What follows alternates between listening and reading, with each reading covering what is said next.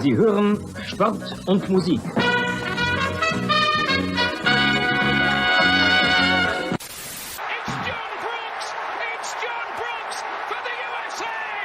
Das Spiel ist aus! Deutschland ist Weltmeister! In a world where fans fight over whether to call it football, or soccer, two German men defy the odds and call it Fußball. Bringing you inside the German-American football experience. And now, here are your hosts, the Schnitzel Boys.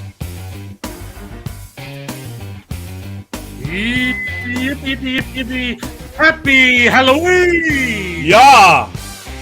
Spooky! Herzlicher Halloween! Herzlicher Halloween! Yeah.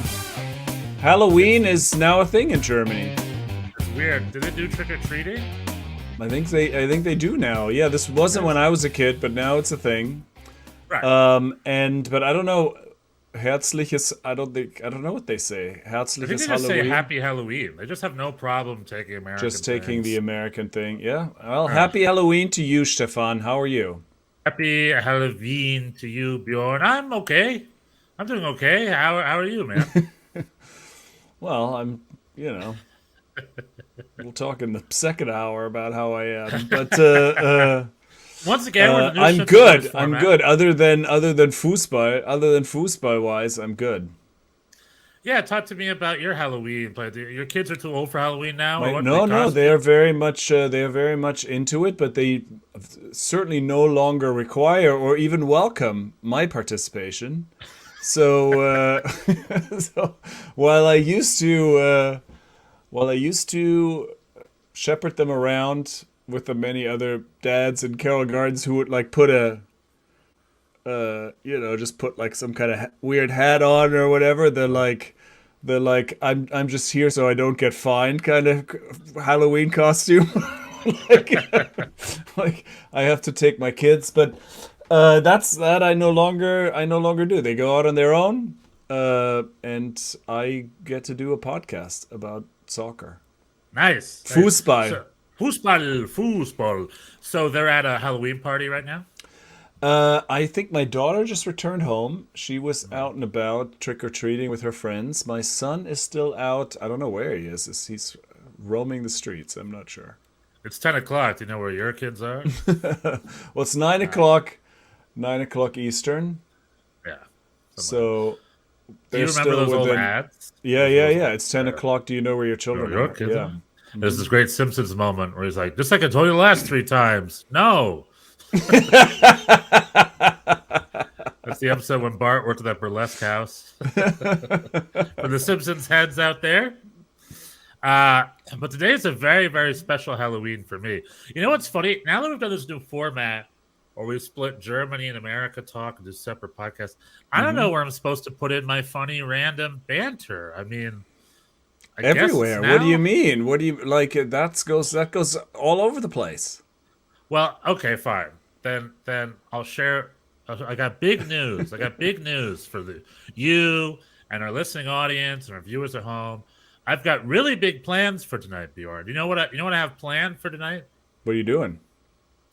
Tonight, I'm planning on winning the lottery. Big plans. I bought myself a lottery ticket. The American Powerball, which is the national lottery, is worth over $1 billion right now. Oh, I see. Okay. So if I were to win, I would get after taxes around $500 million. And I plan on winning that money tonight. Tonight? So my big plans. My big plans. Speaking of big plans, how do you go about that? well, I bought a lottery ticket at 7-Eleven.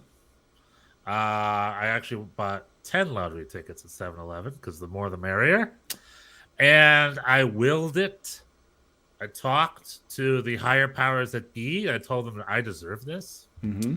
And I really, really want that money so I can fly private sky suites in the sky and drive all over the world and offer the right podcast that the people deserve, like Michael, not Mike 805, who in the comments, hello Michael, the comment says Los geht's, SG Deutschland. Is that SG Freiburg?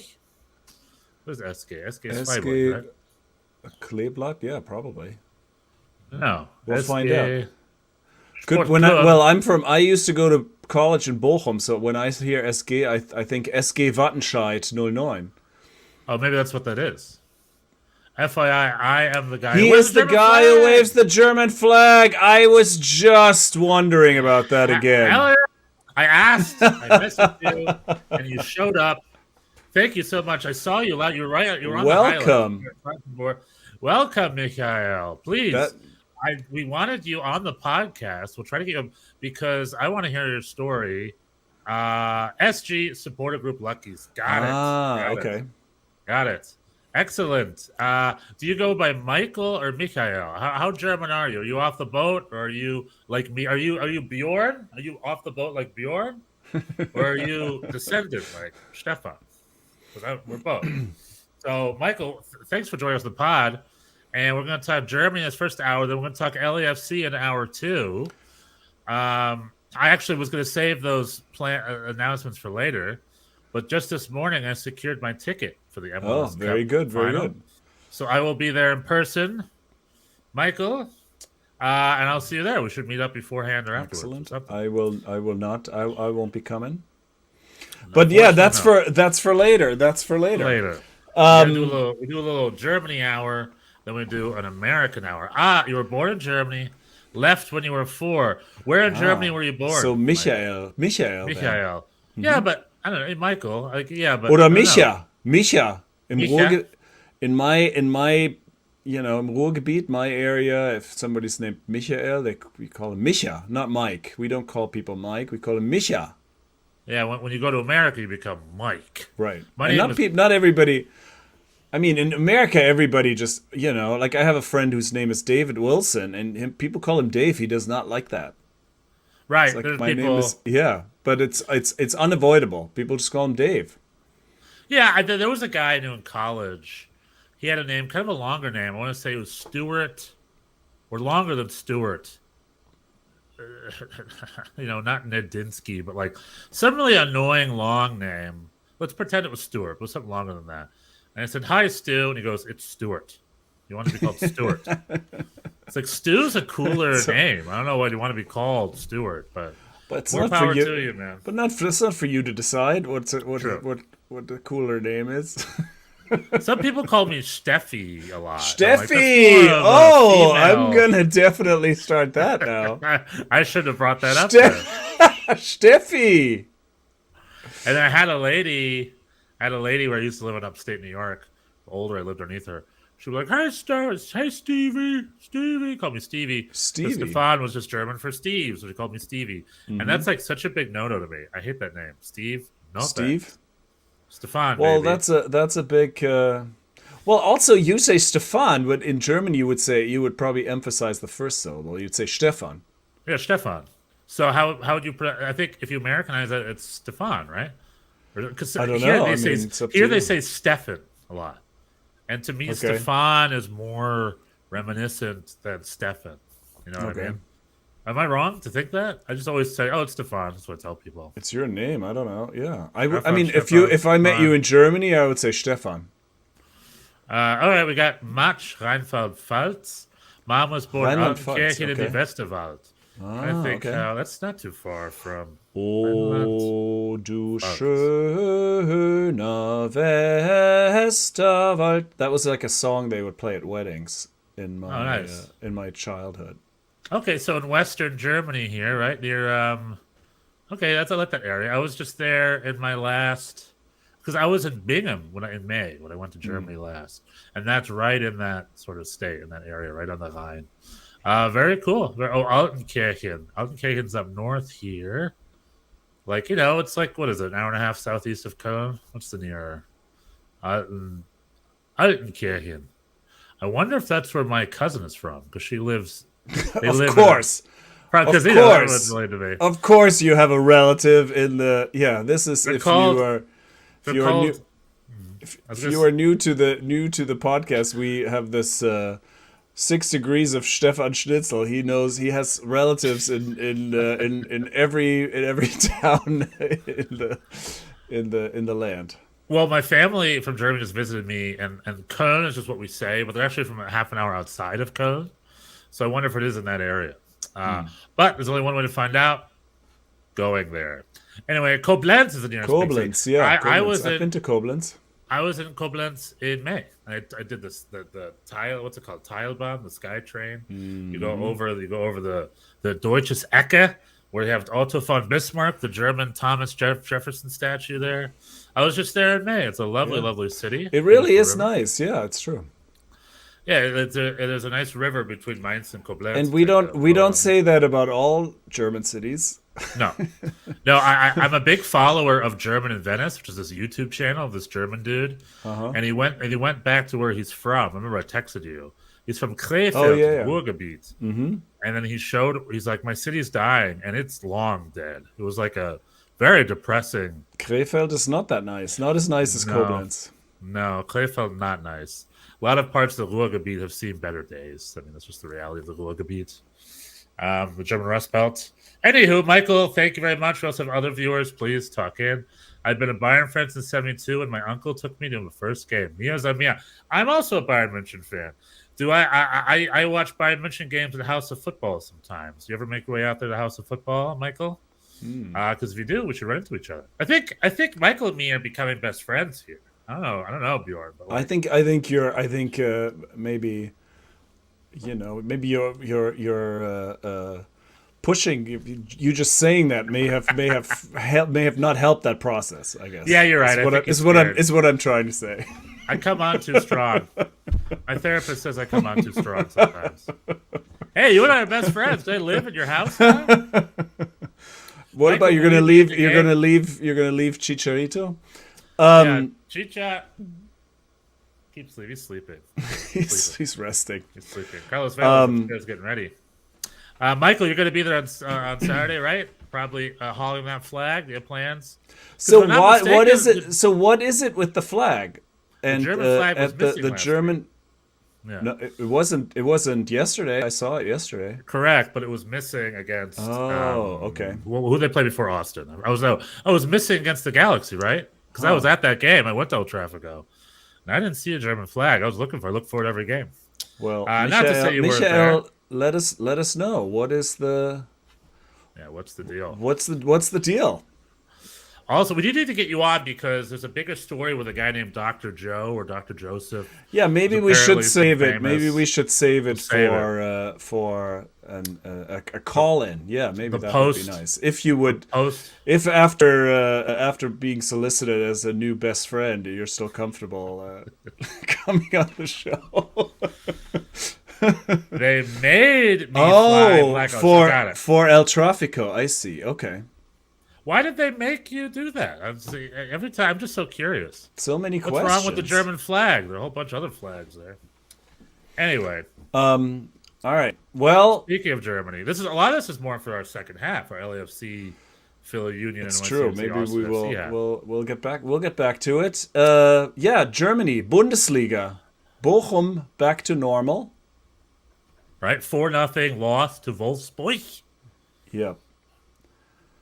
Do you want to talk Bundesliga first, or should we talk about this extremely successful Champions League? Is that true? Right? That was the best. It must be. That was the best week. That was the best week in Champions League for German teams in a while. Well, when was the last time 5 German clubs were in the Champions League? Probably never. Well, right? And nobody lost, right? Right. Well, no, Bayer Leverkusen stunk it out. They didn't lose. No, they did not lose. Well, that game was a wild. Well, they were already. Oh, were they not already eliminated? If they scored another goal, they would not have been eliminated. Oh, interesting. But they were already. Right. People are just like, oh, Bayer Leverkusen going to lose anyway. They were pretty much. They did not have a good. They didn't have it. They needed to win. Yeah, but that game was wild. Do you want to recall the end of it? Did you watch it? Well, 100%. I mean, yeah.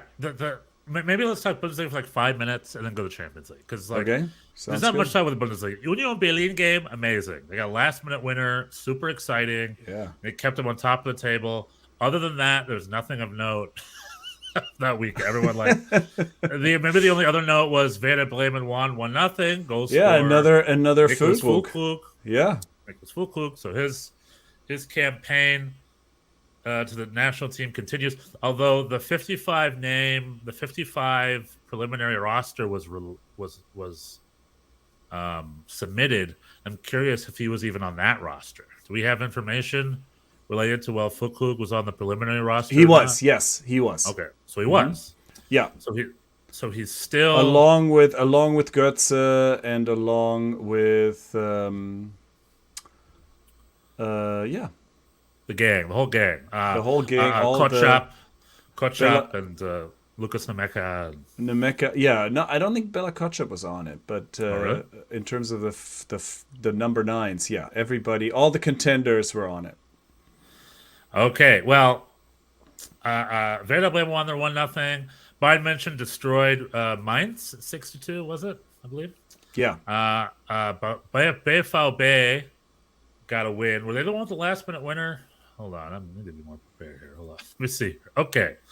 Köln Hoffenheim 1-1. Freiburg beat Schalke 2-0. We'll talk about Schalke in a bit. Yeah, Union Berlin beating Gladbach with Danilo Deki getting the winner at 7 plus minutes in stoppage. Well, and the equalizer also very late, right? This very looked like late. They were going to lose 2 in a row.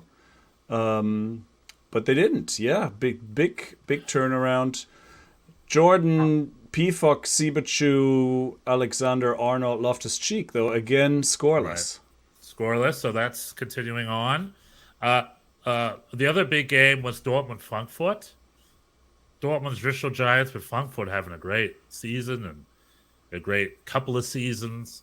But despite 1-1 at the half, Jude Bellingham got their winner in the second half, and Dortmund won 2-1, so all is right in the world. Although that game, they should not have won. Frankfurt was dominant, had the better chances. Even Jude Bellingham in the post-game interview said that, yeah, clearly they were better than us today. I mean, that was just a wild game, and Frankfurt got pretty unlucky, I thought. And I guess Michael, real quick, Michael's leaving. We're going to talk to you in the second half. If you can hop on the second half, I'd love to. I was just going to say bye-bye, Michael. Thanks for coming. Thanks for chatting with us today. We'll have you on the pod to talk. To have a real interview. We'll have you on the pod for real. So, that would be great. Yeah. So he's saying in the comments that he fell in love with LAFC when he attended the Dortmund game. Maybe, yeah, we'll read more of this in the second hour since this is all LAFC related. But that's great. Yeah. Very happy to have you come on. Yes, Mikhail. Thank you. Welcome. You are an honorary Schnitzel. Mikhail Schnitzel. Welcome to Schnitzel Boys. Again, I think it's too soon. I think that's too much. I'm just saying. I'm just giving you that. Just giving you that feedback. Thanks for being here. If you want to get in the 32-52, honestly, gotta wish. I already bought tickets to the final, so we'll talk for next season. But let's talk, Mike. Let's talk, Mikhail. Let's talk. Anywho. It seems like everybody's better than Dortmund. I mean, when was the last time they won? Their position in the table is sort of I know they do not look great. They continue to not look great. Union Berlin stayed in first place. I saw an interesting. I know this was not a super exciting match day, so maybe we should, there's a goal impact. Do you know about goal impact? It's basically it's sort of its own kind of brand of analytics, soccer analytics, but they're not really it doesn't really measure individual actions or possession or expected goals or anything like that. It's just basically the way I understand it, and I'm sure I'm simplifying this beyond recognition, but I think it just measures historic results of players and then basically measures the goal impact of every individual player and then adds them all up and then makes predictions about what team is good and so on. Anyway, the point of this being is that Goal Impact thinks that Union Berlin will finish in the Champions League. That this is not a fluky thing. They're not come back to earth. They're gonna definitely finish. Despite, we've been sort of looking at their underlying numbers not being quite as good as their position in the table expresses. Michael Jordan, Pifak, Trent Alexander-Arnold, Fios, and Sabicu needs to start scoring goals again, right? Yeah. And also, getting to the Champions League means they're allowed to drop 3 places before the end of the season. So, Well, that's fair point. And we're already a third in. It's match day 12 or 13 coming up, or 12 just finished. Yeah, and exactly. So it's to some extent that's really the point I'm making. Even though a lot of the stuff in the table is a little topsy-turvy still, at this point you are kind of what your record says you are. The Union Berlin are going to be contenders, and Bayer Leverkusen are not. Another pretty unconvincing loss. They do look. I mean, I watched that game as well. They do look pretty good. It's not like they're terrible, but lost 2-0. Late goal by Timo Werner. I will say. Can I say this? Please. Every time I see Timo Werner score a goal confidently, finishing, I feel a little better about the World Cup. I was going to say, you get a little excited, right? I get a little excited because that really could be the missing piece. If he's going to turn into a legit striker, finishing person, number 9, in the middle, knipser, whatever you want to call him. If he is all those things, which he has not been, he was not in Chelsea. No. And I mean, I recall that French cartoon. Did we talk about this? Where there's a man in front of the firing squad and about to be executed. They have his the blindfold on. They ask him, "Do you have any last wish?" And he said, "I would like Timo Werner to shoot." That's how Timo's been. That was in L'Equipe or something? That was in a French newspaper. I don't know which one it was, but I saw this. So anyway, if he Chelsea is a player killer, right? I mean, they kill their players. They kill Romelu Lukaku. They kill Christian Pulisic. They kill Timo Werner. They just take players and they kill them. Kind of like how Man United did for a while. Remember when Man United would gobble up players and ruin them and turn them into, like, Alexis Sanchez has never been the same since. And Chelsea's kind of doing that a little bit. And so many players recover from Chelsea, like a Kevin De Bruyne, I believe, is an example of that. Like a Mo Salah, like a Mo Salah. They're just like, Chelsea gobbles you up and puts the weight of that. Maybe it's because in London or something. I don't know. It's just the weight of pressure on them. It's just second to none, and it's just hard to carry. Speaking of, Caleb Hudson-Odoi left Chelsea and made his way to Bayer Leverkusen. Like Chelsea is like a place you have to survive for a bit. And you have to go lick your wounds and heal up somewhere. And it seems like that's what Timo Werner is doing at RB Leipzig. He's back at his old club. He's getting his mojo back. He's licking his wounds. He survived the Chelsea grinder, the grinder that is Chelsea Football Club. So if he rounds into form, then he's the guy that then we don't have to. Then we have to if he's doing that, we don't have to worry about Füllkrug and Götze and all people coming out of nowhere to all of a sudden rescue this national team. I think Timo will do if he's placed like that.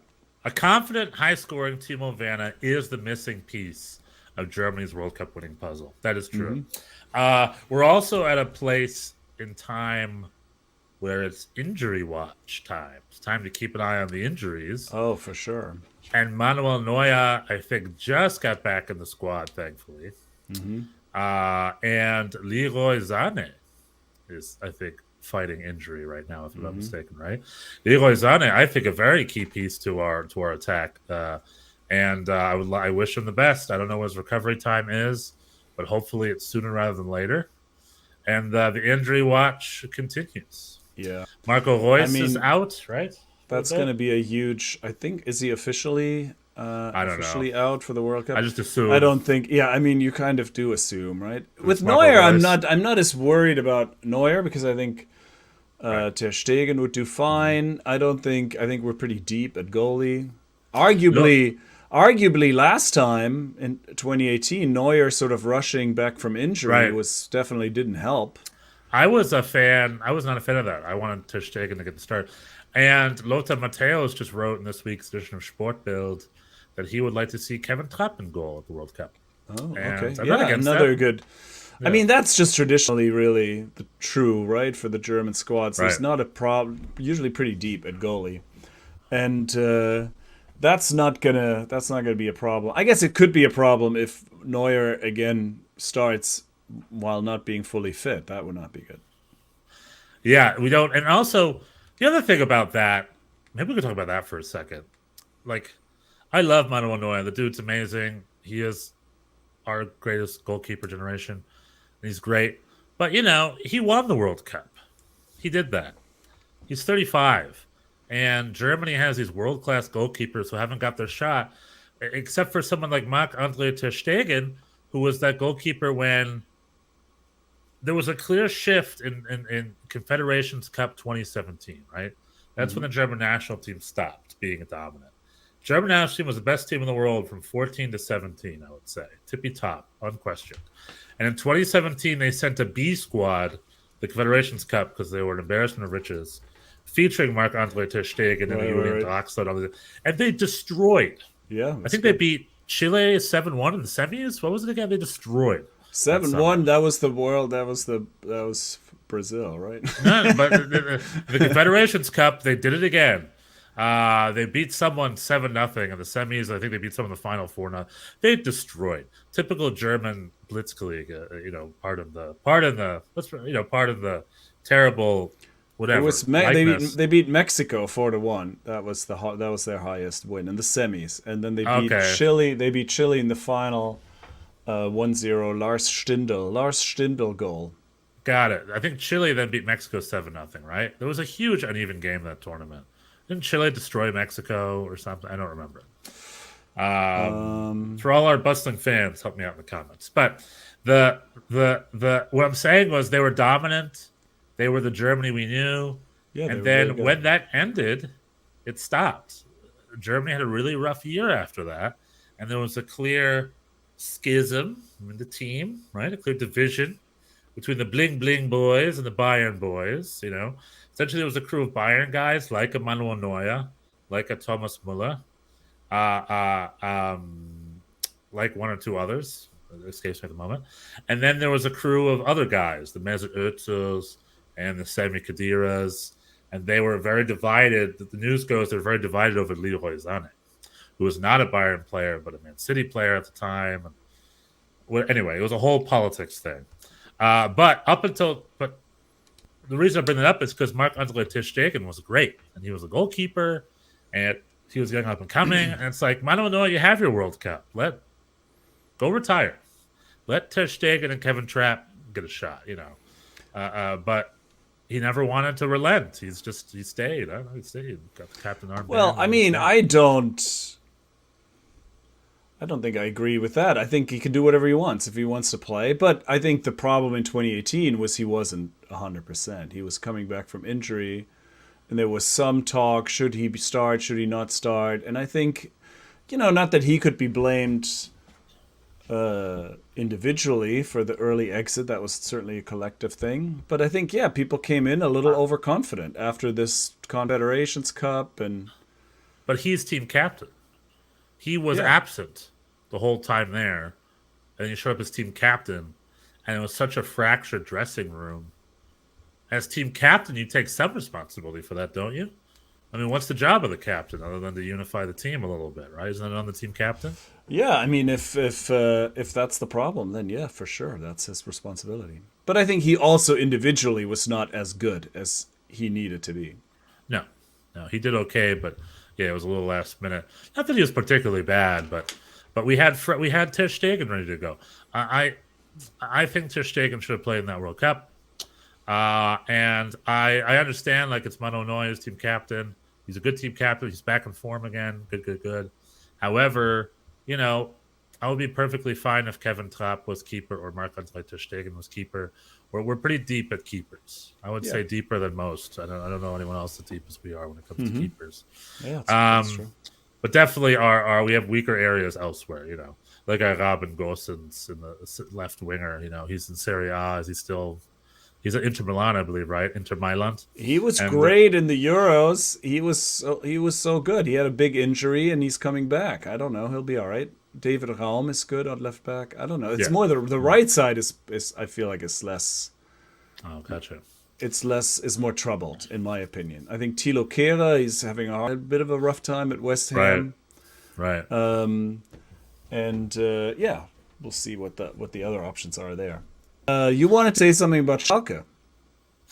Well, I think you wanted to say something about Schalke, because who is Schalke's new coach? It's Thomas Reis. Yeah, Thomas Reis.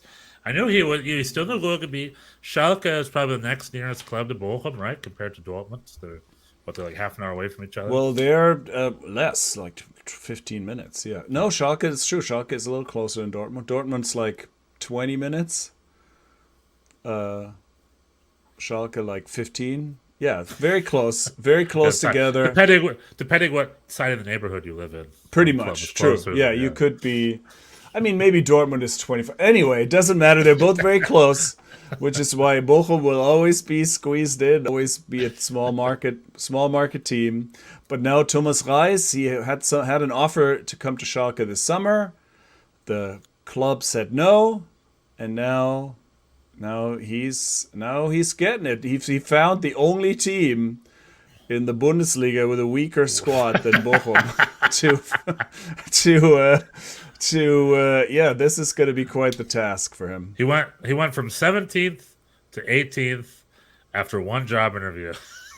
so good for him. But Schalke, you blame the coach. I don't necessarily think it's the coach's fault, but you give it to Thomas Reis, a very competent, energetic coach. He'll want to prove people wrong. He'll want to definitely prove his neighbors wrong, Bochum, after his unceremonious treatment there. And, they got themselves a good coach, so good get from Schalke. And we'll see if that gives a little bounce back for them for the rest of the season. Because Schalke needs something.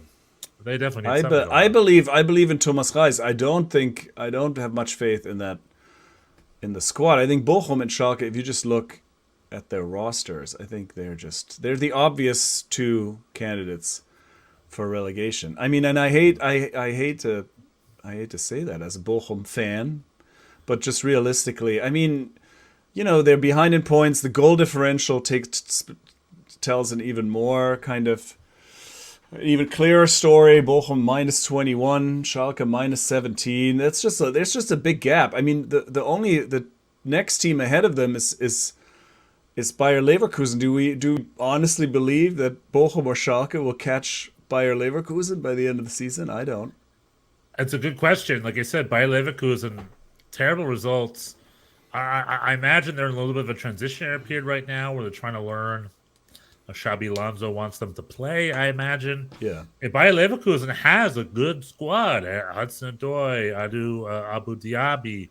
They got good players. Yeah, they're gonna get it together. I think. I think the relegation candidates are Hertha, Stuttgart, Bochum, and Schalke. There's going to be, out of those four, that's going to be the three. We're gonna find the teams going down, and Bochum and Schalke would be my bet still. I mean, Bochum, I was a little late turning on the game, and they're already behind. This has happened frequently this season, that I'm 3 minutes late to tune it in, and it's already kind of over. Especially on the road, don't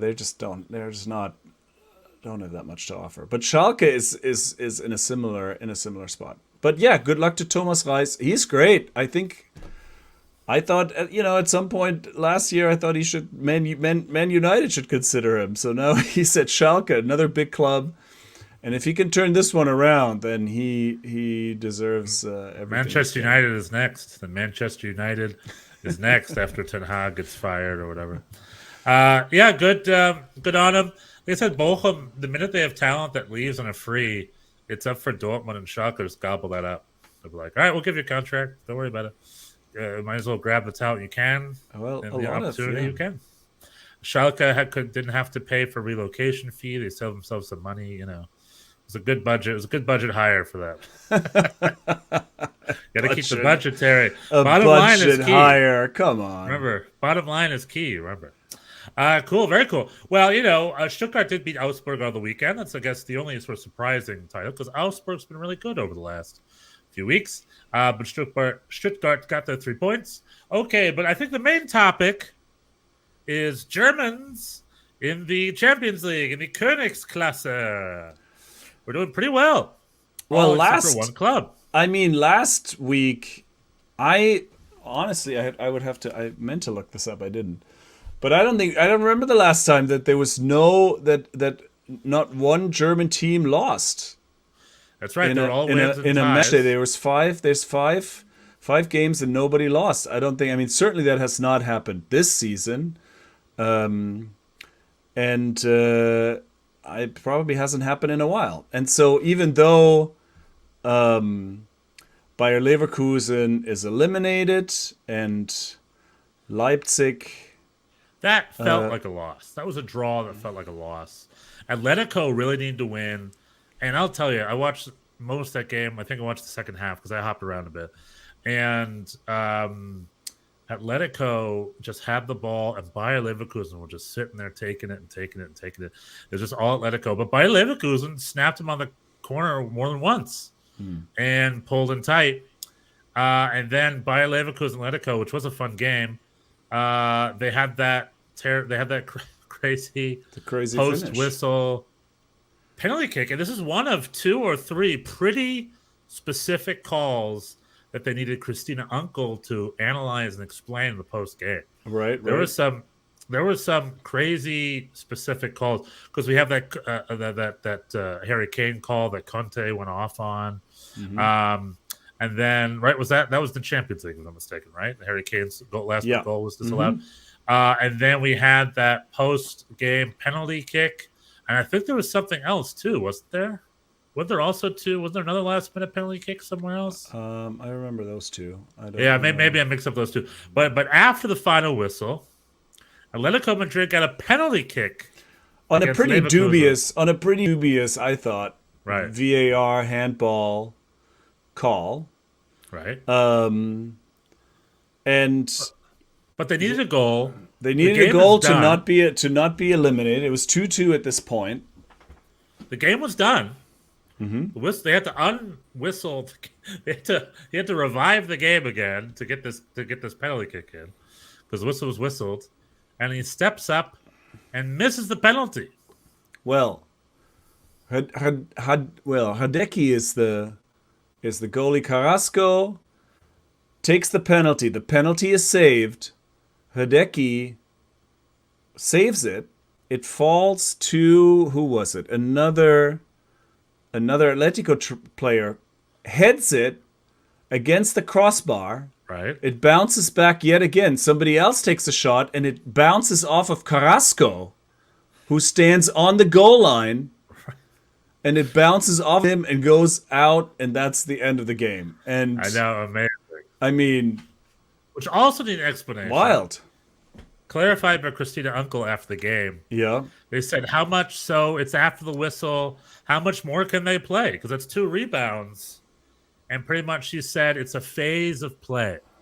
So if Bayer Leverkusen, when that was over and Bayer Leverkusen turned around and kicked it out, then like the end of the game, you would whistle it off. Right. That meant that they could have gotten 1 or 2 of those rebounds. It all would have counted. And it would have counted. And they got 3 chances. And all 3. And Bayer Leverkusen could continue to be eliminated just like they were 3 minutes prior. But Bayer Leverkusen is still in the running for the Europa League. For the third place, yeah, which The they third wouldn't have been otherwise. Yeah, exactly. Right. And So they're still in the running for Europe, just not and Champions I mean, League. realistically, Leverkusen, even with a win, it would have been pretty slim. Right. They're pretty far behind. It's Brugge and Porto, Club Brugge and Porto have a big lead, but yeah, that's the unbeaten match day for the German teams hinged on that crazy penalty. But all other teams are still alive for the next round, including for a club like Bayern München, they're destroying, right? They got 5 wins. 5 games, 5 wins. Yeah, 5 games, 5 wins. Barcelona limped out very sadly. Thomas Muller was sad for his old friend Robert Lewandowski. And then Borussia Dortmund is in second place, right? Second place. They're doing well. Yeah, they've got a 3-point cushion. Mm-hmm. Not guaranteed, but hopefully I think they need at least a tie. Yeah, tie gets in them their last game, and I think they're qualified. So let's wish them the best. With that, RB Leipzig beat Real Madrid. Yeah, they're playing at Copenhagen on Wednesday. Dortmund. Yeah, they're at Copenhagen, which is the bottom feeder club. Copenhagen will be playing for Europa League, though, so it's not like they're not playing for nothing. But like I said, they just need a tie, so I wish them the best. Yeah, I mean, the big one. Yeah, the big one is RB Leipzig beating Real Madrid. In Madrid. They did well. So that group is Real Madrid on top with 10, Leipzig with 9, Shakhtar and Celtic, same thing. Leipzig will probably just need a draw to get through. So Dortmund and Leipzig both need a draw. Bayern are already through. And then we got Frankfurt in what's arguably the most exciting group of the bunch. Tottenham, Sporting, Frankfurt, and Marseille. Yeah, everybody's still in. Everybody's still in 8, 7, 7, 6, respectively. And it's on the wire here for all. It's going to be a total popcorn jumble. Yeah. This is the group of life, definitely. Frankfurt on the road at Sporting Lisbon. So not Portugal. Very difficult. Not easy for them. Difficult assignment. And they would lose with a draw. So Frankfurt do need a win, I think. Because not Sporting is ahead on goal differential. Necessarily. Okay. No, that's true. You're right. Yeah, because if they tied, all these teams would at least be 8-8-8, but Frankfurt would be the odd man out with the bad goal differential. Right. So they do need a win in Portugal, but a win in Portugal sends Frankfurt through the round of 16. And when was the last team Eintracht Frankfurt was in the round of 16 in the Champions League? The 70s? Perhaps never. Well, the Champions League, you mean like other Euro Cup? Yeah, I guess the Cup Winners' Cup back then, right? I think there was that famous Cup Winners' Cup where Real Madrid came to town and beat Frankfurt 6-2 back in the 60s or something. And that was sort of the first time Germans realized the Spanish clubs were maybe better than them.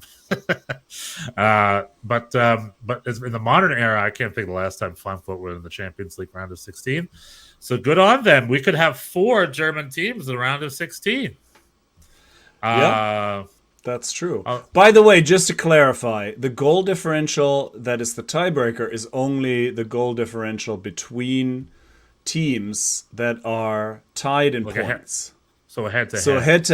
So a head-to-head. Between Frankfurt and Sporting. Yeah, but that also, depending on how the other game goes, because there could be a 3-way tie. If Tottenham loses, for example, then there could be, or if there's so it's all. Well, Sporting beat Frankfurt 3-0 in Frankfurt. So I don't think they're doing exactly. So same difference. Frankfurt need to win. Right. And probably decisively. Frankfurt needs to get points. I don't think goal differential is their friend. Right. Well, goal differential doesn't matter. Because unless if they it's beat head-to-head, you said. Right. If it's a head-to-head, it's the head-to-head goal differential. But if Frankfurt beat Lisbon, they have more points. So then they will. A win will get them through. A tie will not get them through. Their goal differential with Sporting is -3. Yeah, and their goal differential with Tottenham is -1. Yeah. So goal differential is not their friend here. It's not going to make a difference. So they need to win. They need their points. They need to win. Mach hin, Jungs. Vamos, Frankfurt. Vamos. Sabi? Yeah. Is that German? Vamos. Vamos. No, that would be Spanish. The Spanish a little bit. Vamos, Frankfurto. Vamos. Come on, Frankfurt. The birthplace of my sisters. where my parents once met. Here we go. My parents met at a British company called ICI. And I'm looking at all these BBC archival videos, and there's this great interview of a young Elton John. You wouldn't even recognize him, talking about club ownership because he owned Watford back in the 80s or something. It's about English football, how Bundesliga is doing it better with the fans and blah, blah, blah. And then it cuts this one executive where he's like, we saw what happened up in Manchester, how ICI ruined that club, and blah, blah, blah, about my parents' company buying and ruining Manchester City back in the 70s. Boy. And he's like, how the future of soccer can't be corporate ownership or something. Oh boy. Yeah, well. Oh boy, did he predict that wrong. That's not how it went. Imagine if you saw who owned Manchester City now. The worst owners in the world, if I'm not mistaken, by far. If subjectively. Okay. All right then. little segue. Little segue. All right. Yeah, I guess. But anyway, tomorrow and Wednesday, big games. Leverkusen at home against Bruges. I guess that's not that big a game because they're playing for the Europa spot. Secure the way to Europa. Bayern at home against Inter. They are already through. Frankfurt, we said, on the road in Lisbon. That's the and big then one. on Wednesday, we have Leipzig at Shakhtar, which a tie also is enough for them to guaranteed go through.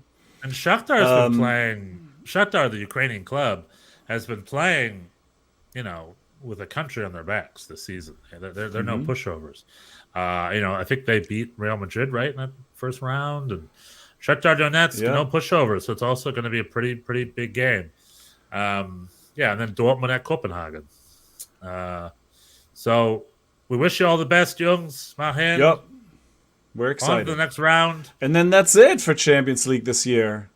And then they're gonna have the draw for the round of 16. But that's not going to be until next year.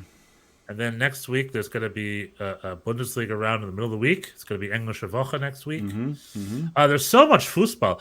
There's so much club play, Champions League, Bundesliga, the Pokal, MLS. It's just playing and playing and playing. And then the minute that ends, 4 days will go by, and it'll be the World Cup all of a sudden. It's boom, World Cup. We're going to have injuries. People are going to go down left and right because this is a lot of soccer to be played, and not everyone manages, there's been more rotation, I feel like, in general than before for this reason, but not, we'll see. It'll be good. I mean, it won't be good if you get hurt before the World Cup. No one wants that. No. In fact, there are certain players who I think are feigning injury a little bit, keeping themselves safe for the World Cup. A little preview, really? Like who? Preview for things to come. I don't know. Okay. I don't know. Oh, you mean like Gareth Bale? Maybe someone like. Are you saying Gareth Bale? Let's just say Gareth Bale. All right. Maybe so Weston McKennie. Is this it for Germany? Do you have any other things to say? I don't think so. Timo Werner scoring. German clubs in the Champions League. Union Berlin still surviving at the top, but Bayern München sniffing 1 point behind. Bochum and Schalke are in trouble. Bochum, Schalke in trouble. Germany, baby! This has been segment 1 of the Schnitzel Boys podcast. We're focused on Germany and German things. Coming up next, playoff magic. Playoff disappointment. It's playoffs, American soccer. So if you want to see me cry. If you see me cry, stay tuned. If you want to see me cry. Ladies and gentlemen, it's been Schnitzel Boys. Tell your friends and family, subscribe, comment on us. No one's subscribing. No one's commenting. No one's rating us. Help us, please. We're desperate. Ladies and gentlemen, till next week was Nächste Woche, where we'll have 4 German clubs in the round of 16, hopefully. Tschüss. Tschüss. Nächste Woche. Mach's gut. Oh. 3, 2, 1. Beep, beep, boop, boop, beep, beep, boop.